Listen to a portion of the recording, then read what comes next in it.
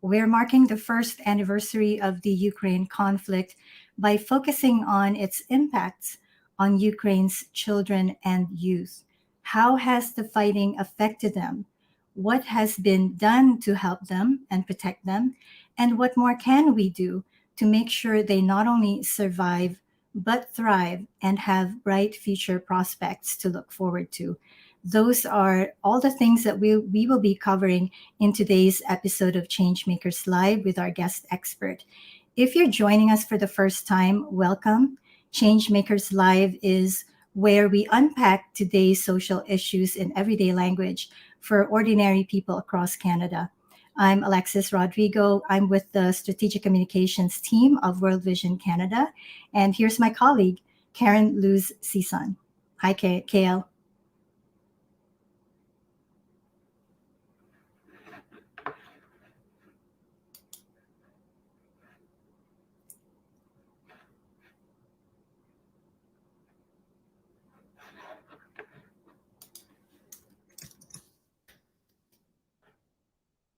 Sorry, KL, can you say that again? You've been muted. Sorry, technical difficulties.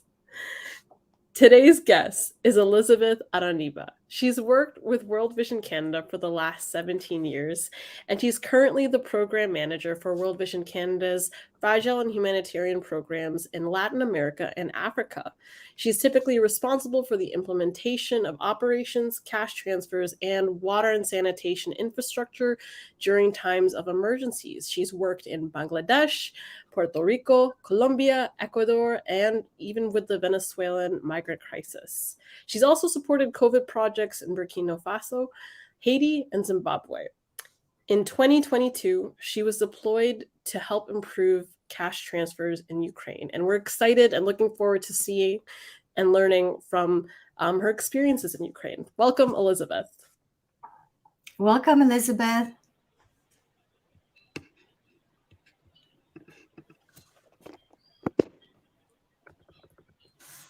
Hi, Elizabeth. Hello, everybody.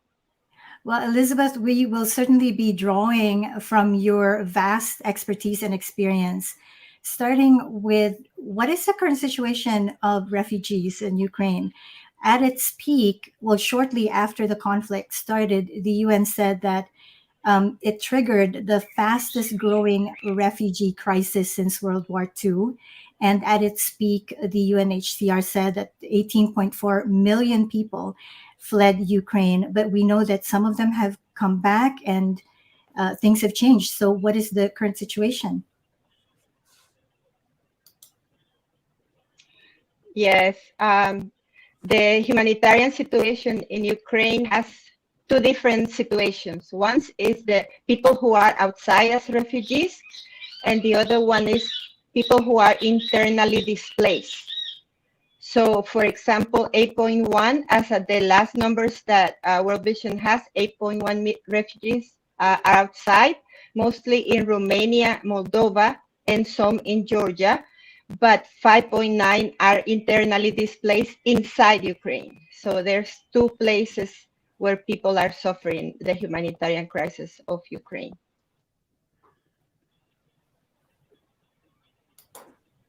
KL, you want to take the next question?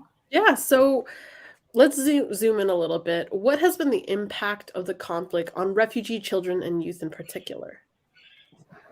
Yeah, well, as you can imagine, the destruction of infrastructure in Ukraine at the schools and university, for example, when I was in Ukraine, the university was where the IDPs or the ones that are internally displaced, they were living in the universities, so the students couldn't come to classes. So impact their education at the beginning.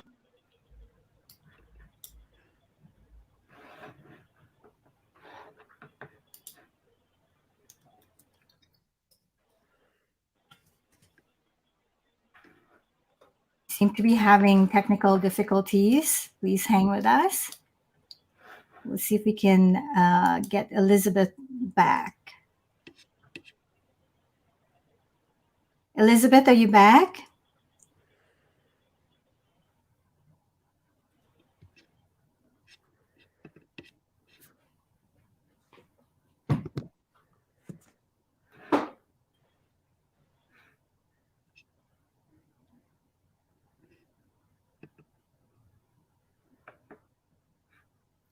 Okay, while we're waiting for Elizabeth, I think what I caught from her was she was talking about the disruption of education for children and youth in Ukraine. And I was actually going to ask her about that because we've talked a lot about their needs in terms of health, food, shelter, of course, psychosocial support. And for young people, it must have been difficult if they've been in university and suddenly their studies had to be stopped. Elizabeth, you're back. Yeah. Okay, please say all of that again. Yeah, I was connected to Wi-Fi, so I cut it, and I'm using just my cell phone because I think there's conflict between them. I think the sound is better now, right? Yeah, it's perfect. Okay. Yeah. That, for example, when I visit, when we were at the universities, the the dorms, for example, where the internally displaced people were living. So, like, for example, people who were like outside of the cities who come to study in the university, they didn't have a place to start. And for example, we hire college teachers because they were outside of their work. So for example, that impact of the students was the one that I saw more. The schools were also housing internal displaced people. So there were no schools available for the students. When I left Ukraine, they were trying to put the IDPs in another location, not in the schools, so that the schools were going to be open. I know that some schools were open, but there's still some people that don't have places because, Ukraine, as Canada, is very cold, similar in climate. So they couldn't place people in places that didn't have heating, for example. And schools have heating, so it was safer for them to stay inside a school or a university than a building that probably didn't have any heating. I can imagine that the disruption in school must have been similar to what students here in Canada experienced during the pandemic. But definitely a lot worse with the lack of physical locations and disruption to physical locations. Could you describe for us like any impact on the mental health of children and youth that you witnessed when you were there?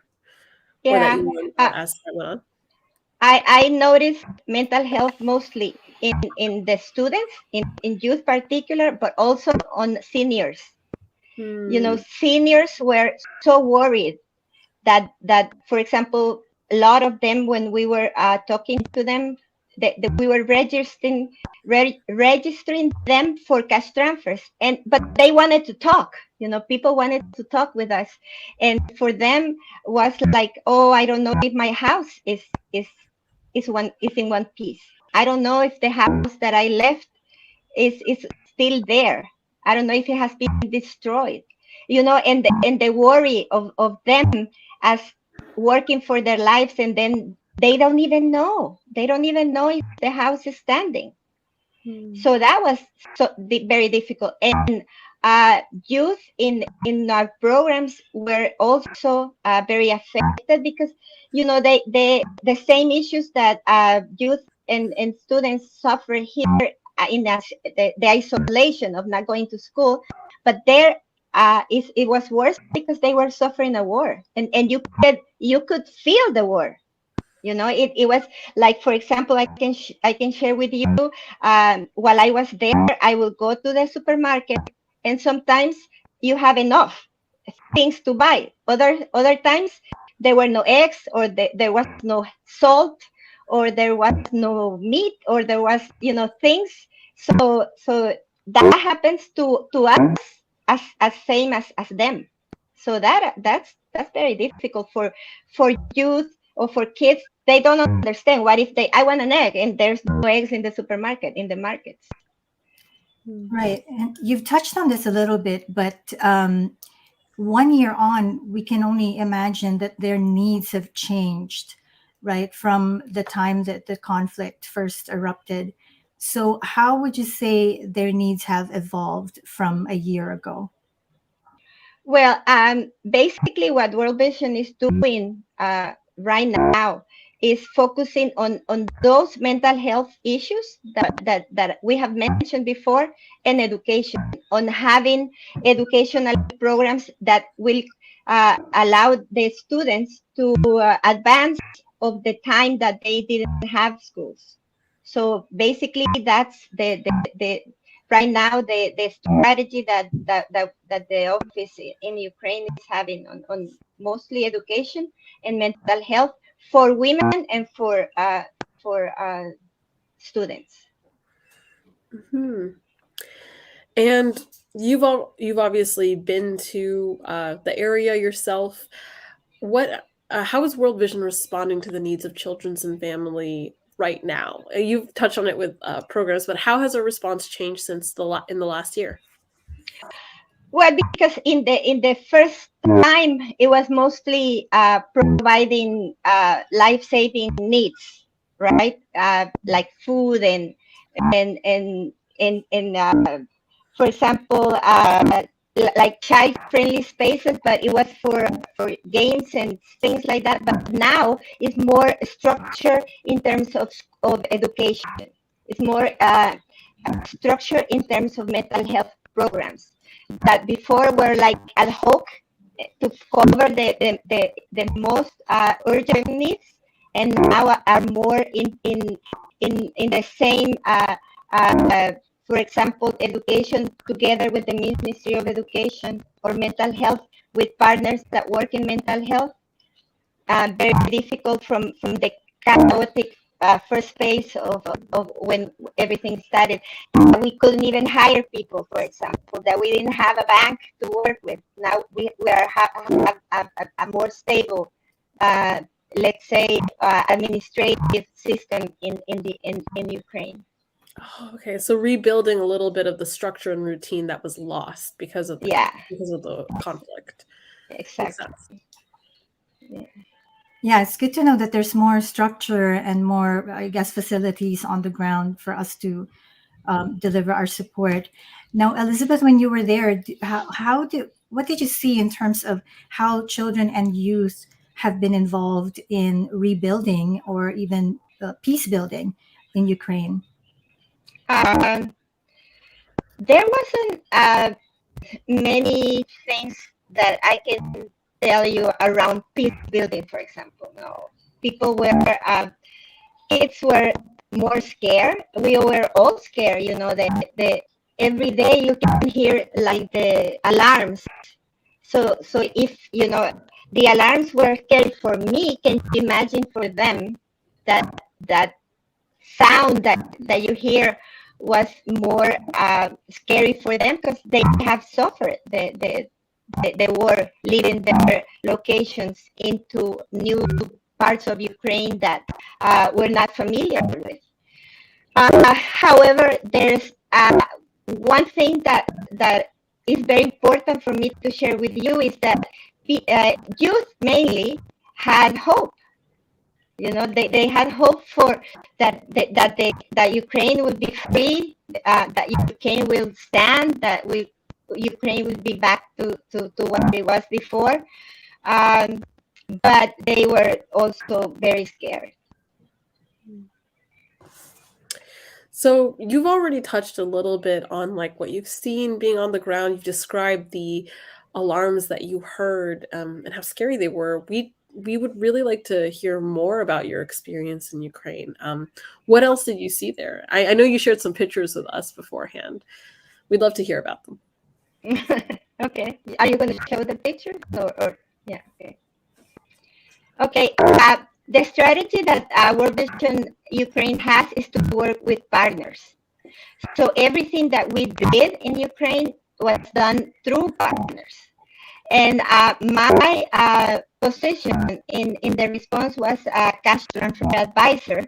So I was training the partners so that they would register the IDPs, that they will explain and be accountable to the beneficiaries. You know, when we start doing cash transfers, we need to train them for them to explain not just what we are doing, but also what are their rights, how they, if things don't work as well, then they come and there's a system of accountability that they have to support their needs. So all of that was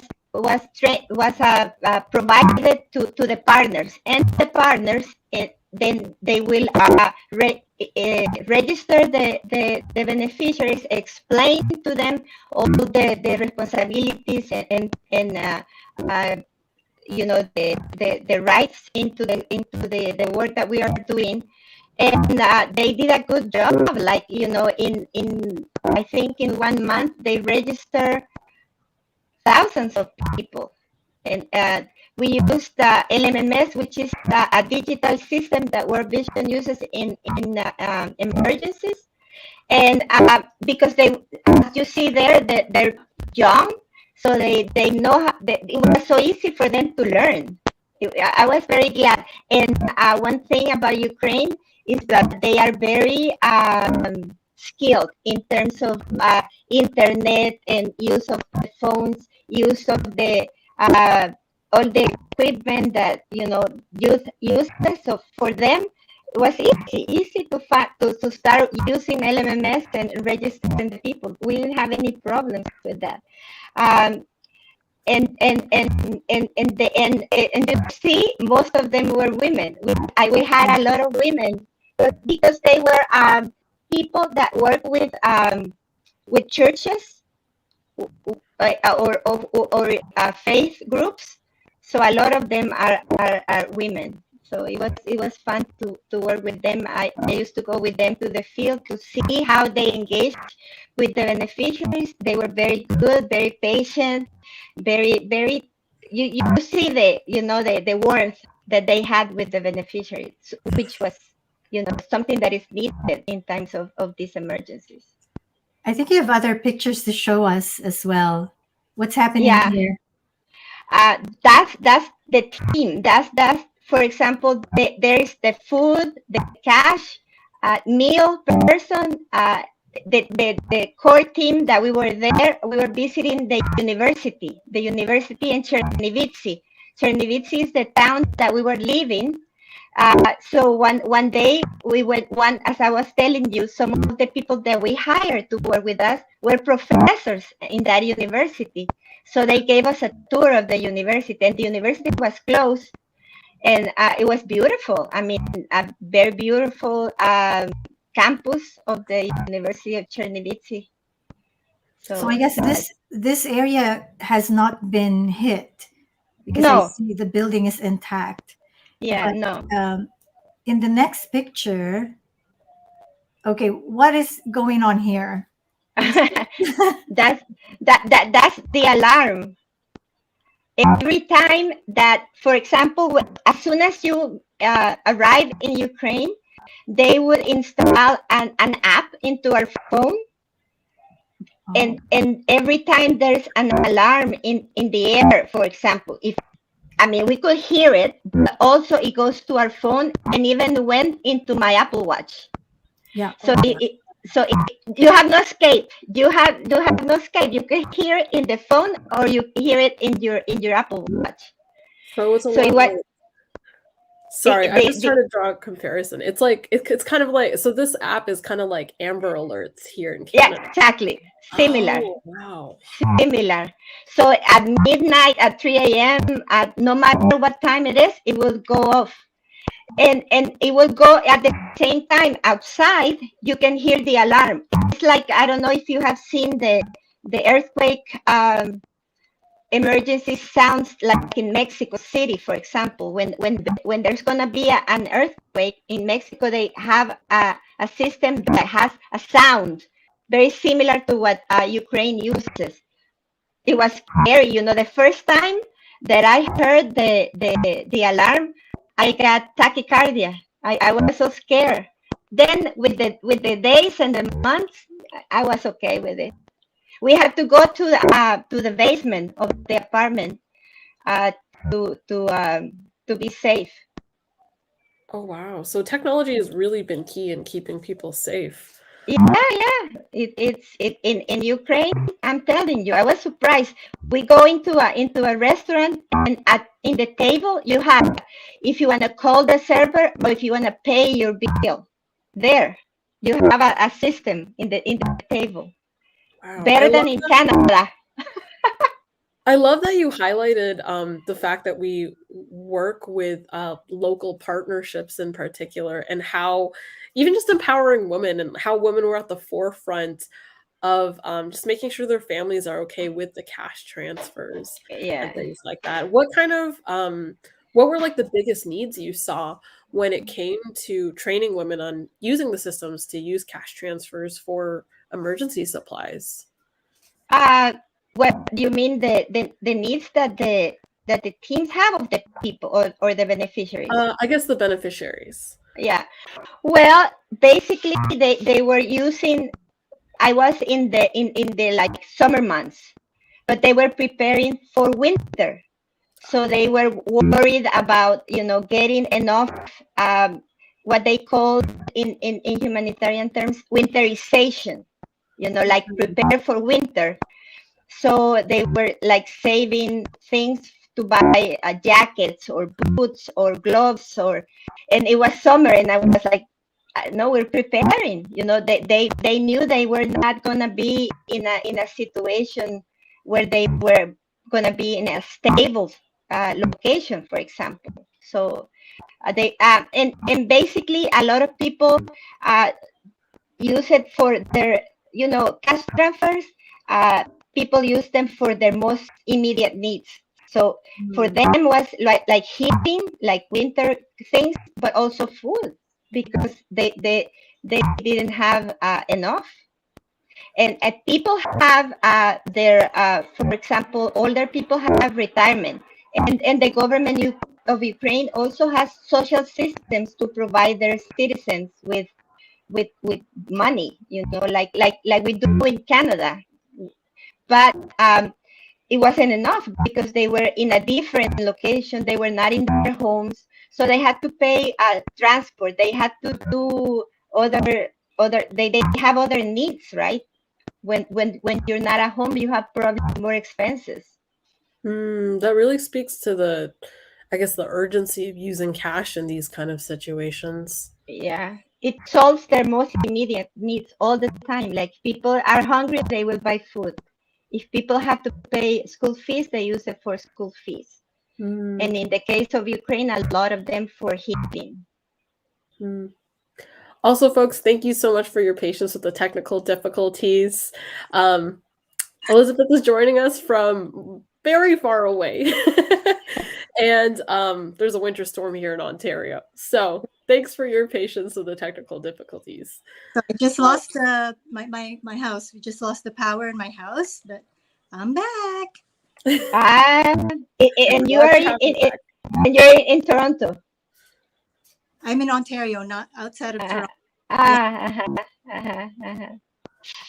So where were we? What did I miss? So we were talking about just how cash transfers are super important when it comes to emergencies. And Elizabeth was telling us about how in the summer, people were already getting ready for the winter. And that's what they use the cash transfers for, the beneficiaries in particular. Smart. Yeah, that's good. Good.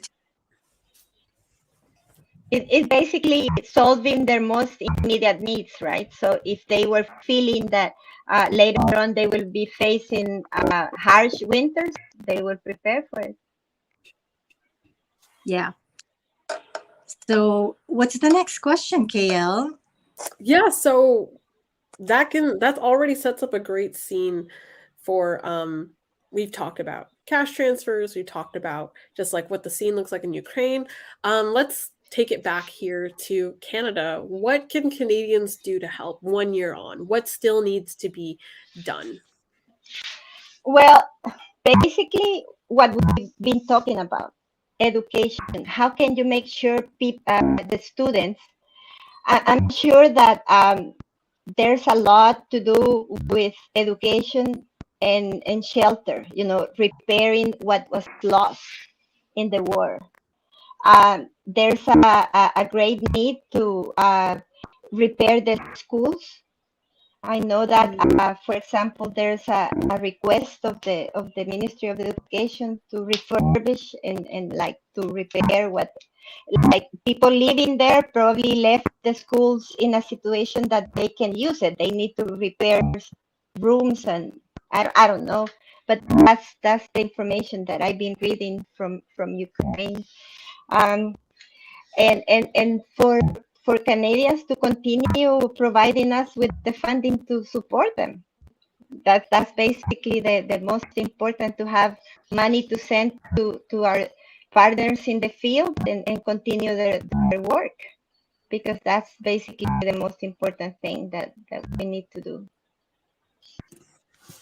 And I think we're at time. Elizabeth, thank you so much for just sharing with us your knowledge and your experiences of being in the country. Again, it's pretty mind-blowing to me, like how we partner with local organizations on the ground to carry out things like rebuilding infrastructure. And what's really striking to me is just like how the fact that women are at the forefront. International Women's Day is coming up, so that was kind of on the front of my mind, and it was cool to see that photo of women who are being trained to use this program to help their families. Yeah. Thank you so much. Okay, thank you for having me, and it's been a pleasure to talk about the Ukraine crisis. Yes, and if to those who are watching, this is able to you, helping you to understand more about what's happening with Ukraine's children and youth and families, please like this video, comment, and share it with your family and friends, because that helps us to spread the word and to reach more people. And if you want to learn more about the Ukraine situation and other social issues, I invite you to visit our website, worldvision.ca, and see you in the next episode of Changemakers Live. Bye. Bye.